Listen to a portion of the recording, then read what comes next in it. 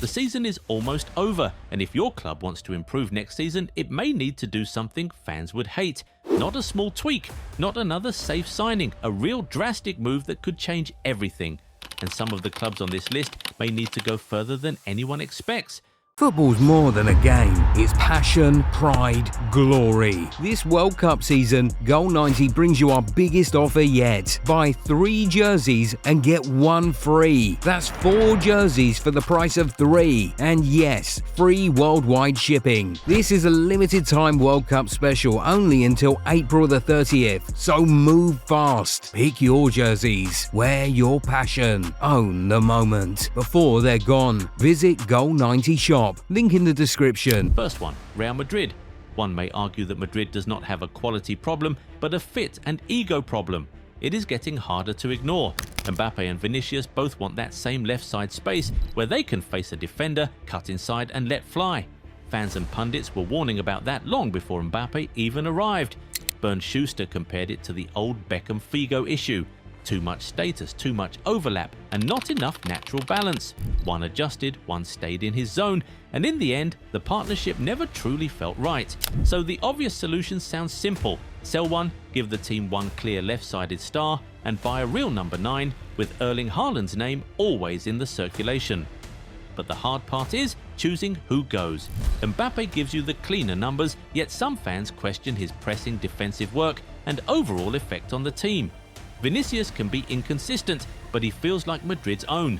He helped win 2 Champions Leagues. That is the dilemma. Liverpool. The attack may survive next season even with Salah leaving. Liverpool already went big, and if Isak stays fit, there should still be enough firepower up front. Wirtz should look more settled by then, and once Ekitike returns, the front line will not exactly be short on threat. The midfield also feels close to complete. One can argue that the defense was the area that really let Liverpool down when the season got tense. Van Dijk is still a huge presence, but he's not at his peak anymore. And with Konaté's level this season, you can at least ask whether a renewal is a good idea. If Liverpool want to be ruthless, this may be the moment to reset the defense before the decline becomes obvious. They already moved for Leone and Jeremy Jacquet, so if Alessandro Bastoni is truly available, that is the kind of signing that could fill the VVD hole. Arsenal. The drastic move is simple. If Gyökeres still does not truly fit Arsenal's game, sell him fast and admit the mistake early. Because this is not really about whether he is a good striker, it is about whether he is the striker. He has not scored a single goal against any of the big 6 this season. Arsenal signed him to solve the biggest problem in the squad, so the pressure was huge from day one. He arrived in July after a huge scoring season at Sporting, but by April 2026, he still does not fully look like he is having the time of his life. So the ruthless move would be to act early if that feeling does not change. Do not wait 2 more years, do not protect the signing out of pride. If he is not the final piece, Arsenal should be honest, cut the experiment short and move on fast. Manchester City. He is a Ballon d'Or winner, but if someone comes with the right price for Rodri, sell him and rebuild the midfield before the decline becomes harder to hide. Because for all his status, he was still not fully back to his best level after the injury. Now he has gone back to the medical table again. Rodri himself has already left the door open to Madrid in an interview, and with his contract clock moving, this is the kind of moment elite clubs usually act on instead of waiting. If Madrid or any other clubs come big, City could take the money and redesign the midfield instead of waiting for Rodri to become untouchable in memory but harder to replace in reality. They could go for Vitinha, Adam Wharton, or a more mobile ball-carrying profile to refresh the whole shape of the team. Chelsea.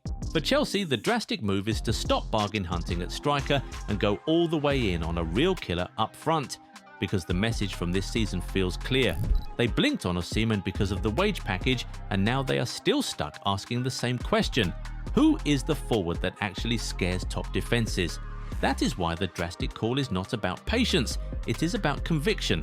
Sell Nicholas Jackson, sell Delap if you think he's more useful as value than as the answer. Even João Pedro should not be untouchable if the club gets a chance to land a true elite number 9. Chelsea do not need more attacking options. They need one striker good enough to make the whole attack make sense. If that means taking the Osimhen bet properly this time, then take it. Barcelona. Stop flirting with Julian Alvarez. Great player, yes, but Barca may not need another roaming forward. they may need a real reference point up top, just like Suarez and Lewandowski did for them. So if they are going to gamble, gamble properly. Go for a real number 9. Vlahovic fits that profile more. Osimhen does too.